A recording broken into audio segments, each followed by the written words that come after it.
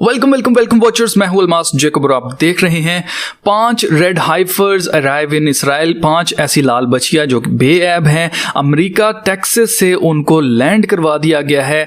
Ben Gurion international airport Israel का temple institute ने ये 5 बछियां मंगवा ली हैं।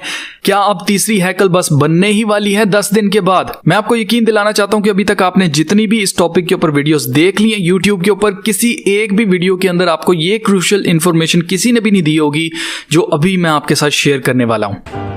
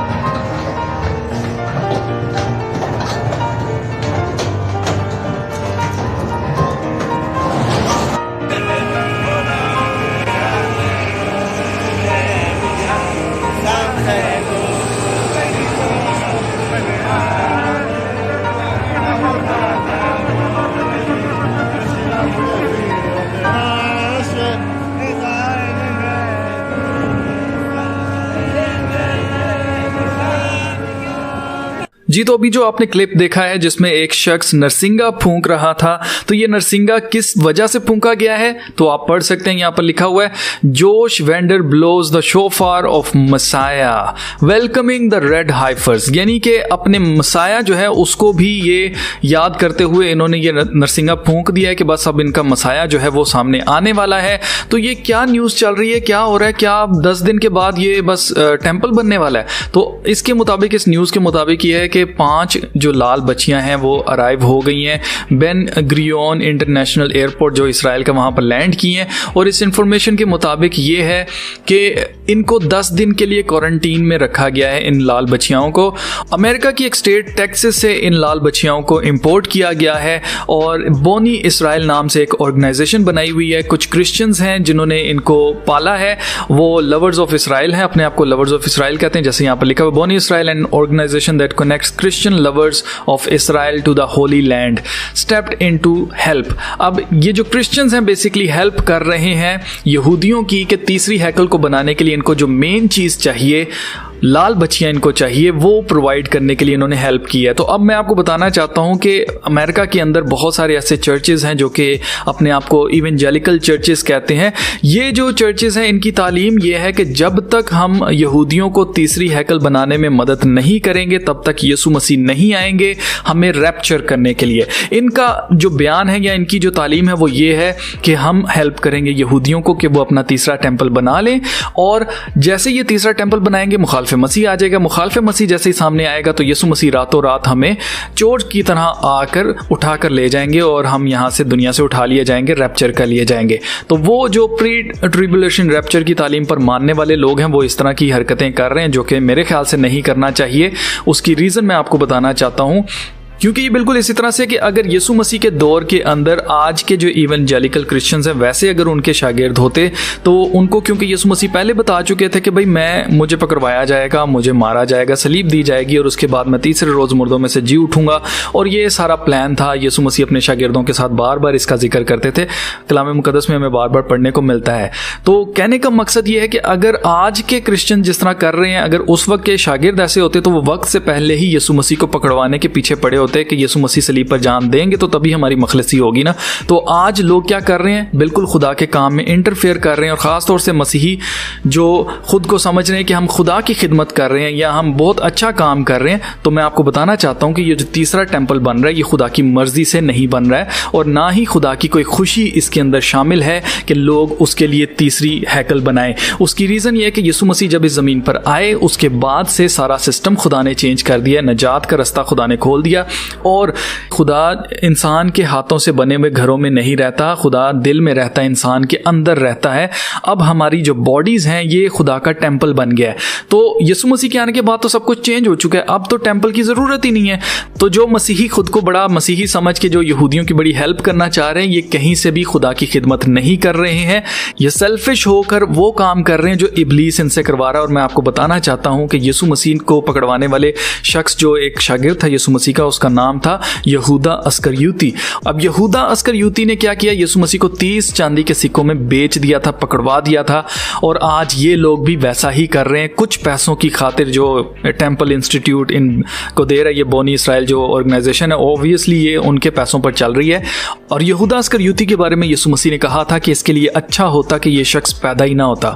बेसिकली वो एक लानती काम कर गया, वो काम जो कि होना ही था, लेकिन उस पर अफसोस जिसकी वजह से हुआ। तो हमें वो काम नहीं करना है, उस काम में कोई हिस्सा नहीं लेना जिस पर अफसोस हो खुदा की तरफ से या जिस पर लानत हो खुदा की तरफ से। इसलिए हमें ऐसा कोई काम नहीं करना है, ना हमें इनकी हेल्प करनी है और ना ही हमें इसके अगेंस्ट जाना है कि भाई हम नहीं बनने देंगे तीसरी हैकल। कई लोग हैं जो कि वो अभी चाहते हैं कि तीसरी हैकल ना बने, और वो बहुत एक्टिव भी हैं इसके अंदर कि हम किसी तरह से भी तीसरी हैकल को बनने नहीं देंगे। हमें ऐसा भी नहीं करना, क्योंकि पतरस ने एक दफ़ा ऐसे किया था कि यीशु मसीह को अलग ले जाकर, जब यीशु मसीह बता रहे थे कि आगे प्लान क्या है, मैं यरूशलेम जाऊंगा, पकड़वाया जाऊंगा, मुझे सलीब पर चढ़ा दिया जाएगा, मेरी जान चली जाएगी, उसके बाद तीसरे रोज मैं मुर्दों में से जी उठूंगा। यीशु मसीह प्रोफेसाई कर रहे थे अपनी सारी प्लानिंग के बारे में। तो पतरस एक साइड पर ले जाकर यीशु मसीह को मलामत करता है और यीशु मसीह से कहता है कि ऐसा हरगिज नहीं होगा। क्यों? क्योंकि मैं ऐसा नहीं होने दूंगा। उसका अपनी मोहब्बत वो शो करने के चक्कर में वो यीशु मसीह से ये कह रहा था कि ऐसा हरगिज नहीं होगा।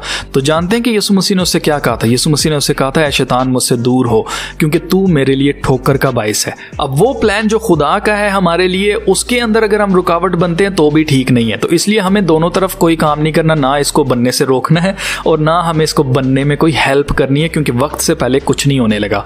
अब मैं आपको बताना चाहता हूं जो क्रूशल इंफॉर्मेशन हर कोई भूल गया है, जिसने बताया ही नहीं। इस आर्टिकल के अंदर साफ लिखा है, मैं आपको पढ़ाना चाहता हूं। देखिए यहां पर, एक सेकेंड मैं आपको बताता हूं। यहां पर लिखा है जो मेन चीज़ है, इस क्रूशल इन्फॉर्मेशन को ये कोई भी नहीं आपको बताएगा।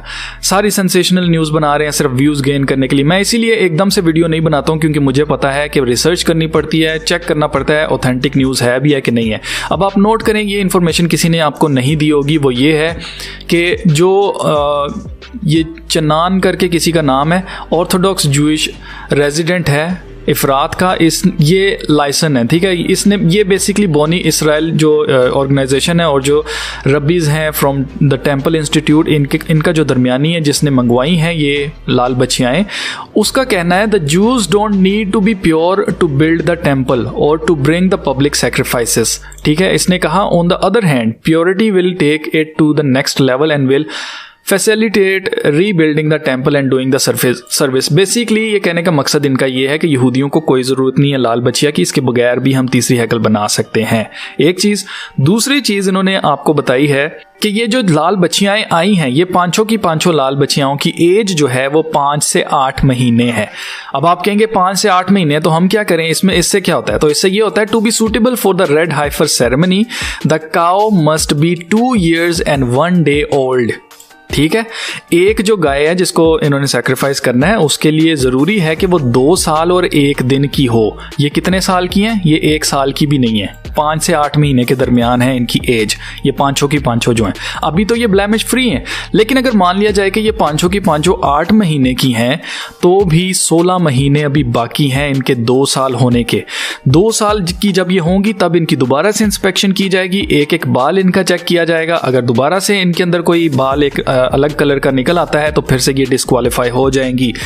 मैं आपको बताना चाहता हूँ कि खुदा की कहीं से कोई मर्जी नहीं है लाल बच्चियाँ इनको देने की, जिसकी वजह से ये कई सालों से लगे हुए हैं कि लाल बच्चियाँ इनको मिल जाए, लाल बच्चियाँ मिल जाए, लेकिन इनको नहीं मिल रही है। और एंड पे इन्होंने क्या करना है, इन्होंने थक के हार के इन्होंने कहना है कि भाई हमें ज़रूरत ही नहीं है लाल बच्चियाँ की, इसके बगैर भी हम कर सकते हैं।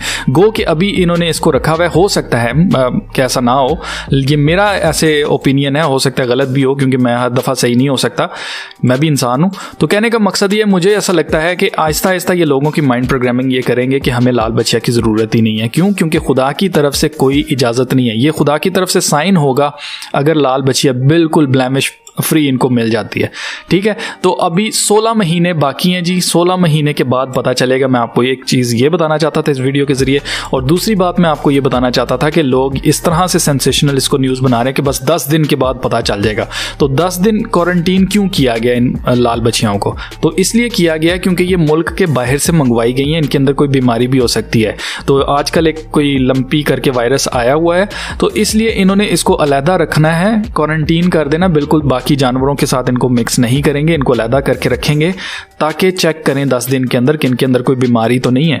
अगर इनमें से किसी के अंदर कोई बीमारी आती है तो फिर उसको अलहदा कर देंगे, फिर हो सकता है कि वो मर जाए या उसका इलाज करें, जो भी इन्होंने करना है। मेन चीज़ ये है कि 16 महीने के बाद अब पता चलेगा कि क्या इनमें से कोई क्वालिफाई करती है या नहीं करती है। तो जीजो ये वजह है कि मैं एकदम से वीडियो नहीं बनाता हूँ जैसे ही न्यूज़ आती है, क्योंकि मुझे कोई शौक नहीं है नंबर 1 आने का, या एकदम से आपको न्यूज़ देने का, आपको हड़बड़ी मचा देना या आपको कोई सेंसेशनल न्यूज़ देना कोई मेरा मकसद नहीं है। मेरा मकसद आप तक सच्चाई को पहुँचाना है। टोटली रिसर्च बेस्ड वीडियोस होती हैं। अगर आप चाहते हैं कि मजीद अपडेट्स आपको मिलती रहें तो इस चैनल को सब्सक्राइब कर लें। तो मिलते हैं फिर नेक्स्ट वीडियो में, तब तक अपना बहुत सारा ख्याल रखिएगा।